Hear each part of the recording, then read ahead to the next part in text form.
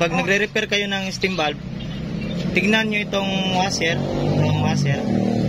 dapat itong washer at saka dulo ng steam valve halos magkalaki lang sila, kasi pag ikinabit ninyo yan sa gulong na mismo, mahirapan yung steam valve na lalabas doon sa rim, kasi naiipit ito dito sa tire bed ng gulong. Kaya ang nangyayari, maliit lang yung lumalabas na napito doon sa rim.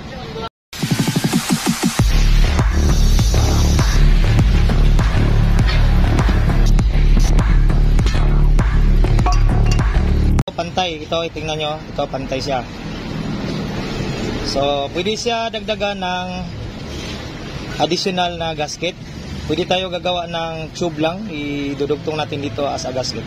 Okay, panoorin nyo.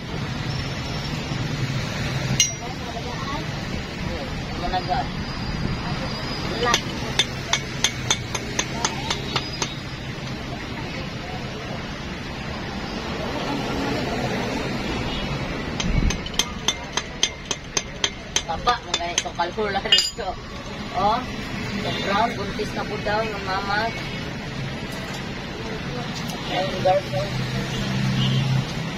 Okay guys, ganito. Paalala lang, pag nagre-repair kayo ng steam valve, tignan nyo itong washer, dapat itong washer at saka dulo ng steam valve halos magkalaki lang sila, kasi pag ikinabit ninyo yan sa gulong na mismo, mahirapan yung steam valve na lalabas doon sa rim, kasi naiipit ito dito sa tire bed ng gulong. Kaya ang nangyayari, maliit lang yung lumalabas na napito doon sa rim. So iwasan yung lagyan ng malaking rubber dyan or washer. Dapat yung rubber kasing laki lang ng washer, ha. Okay guys, isang paalala lang pala sa magre-repair ng steam valve. Dalawang hawak ko ngayon dito na steam valve. Ito yung maganda yung kondisyon. Tignan nyo, ha. Pantay sa lahat. Dapat ganyan yung nilalagay na i-repair o ibalik doon sa tube. Iwasan yung mag-repair na ganito yung itsura ng steam valve, ha. Tignan nyo, hindi pantay yung rubber.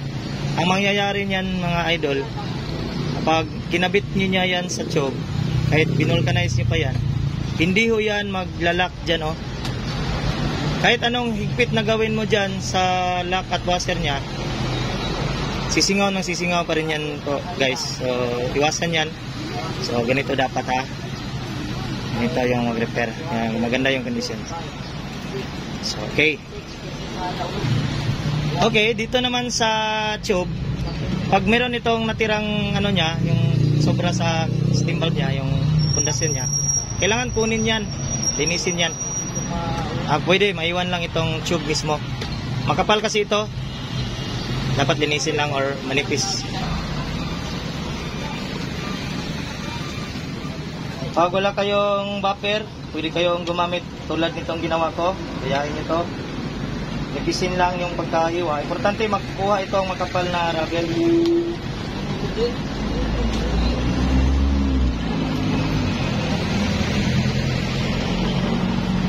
Saka kunting paalala, mag-ingat pag naghihiwa ng kutsilyo para masama kasugatan. Okay, pwede na itong ganito. Yan, pwede na yan. Preparation natin. Okay, linisin natin para dumikit ang gum.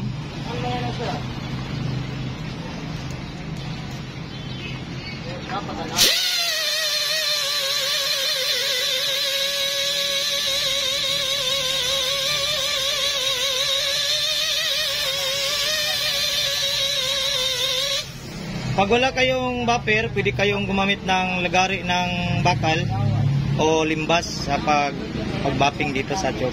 Importante linisin yung tube para dumikit yung gum. So, lagay natin yung gum.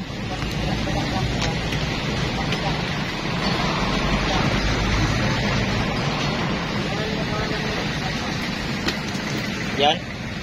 Gum, rubber gum. Nasa loob na po Huwag kalimutang ipasok itong steam valve una dito sa loob. Pwede mong idaan dito. Huwag mong kalimutan ipasok talaga. Iunang ipasok itong steam valve.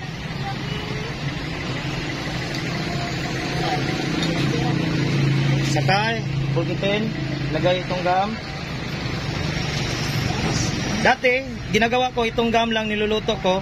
Pero mas matibay ito paglagyan pa natin ng tube sa ibabaw. Ang tawag dyan, patching. So, maglilinis tayo dito ng tube.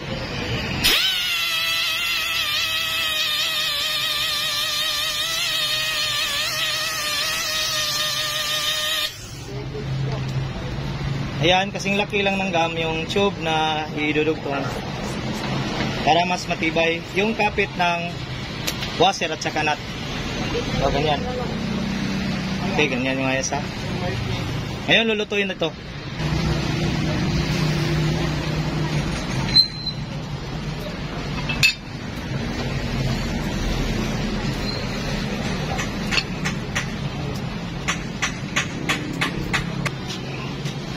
Sige mo na pagkuha.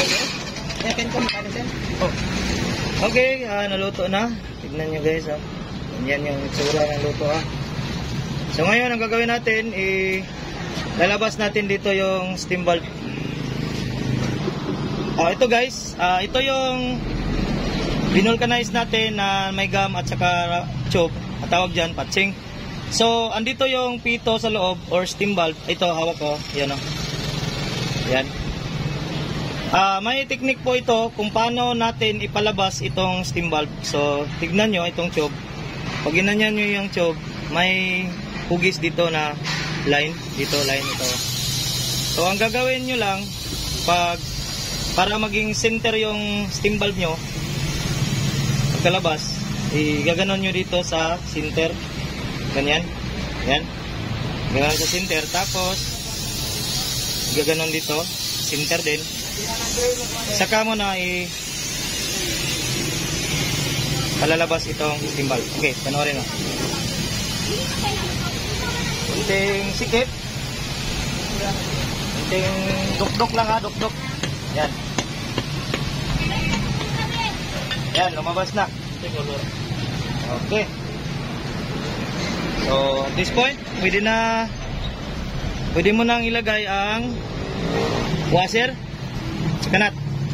Sa ginagawa ko guys, hindi ko na nilalagyan ng tube dito na dugtong tulad nito kasi pangit na tignan. Ang ginawa ko, nasa ilalim na lahat itong gasket. So pwede ka na hindi maglagay ng gasket dyan kasi may rubber na naman dyan, no? Tube. Ginagawa ko, diretso na lang yan, no? Yan. Saktong higpit lang guys. Saktong higpit lang. Fixie ang fixie. Okay, tapos na. Ayan, malinis siya tignan. Saka makapal yan. Ang tama talagang gawin, iwasan yung mag-repair ng steam valve na hindi binubulcanize itong ano niya, poste niya.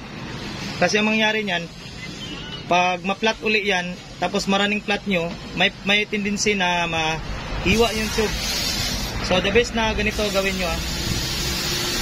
Okay, hindi natin hangin. So ito na yun, titest natin sa tubig para makita natin may leaking pa siya.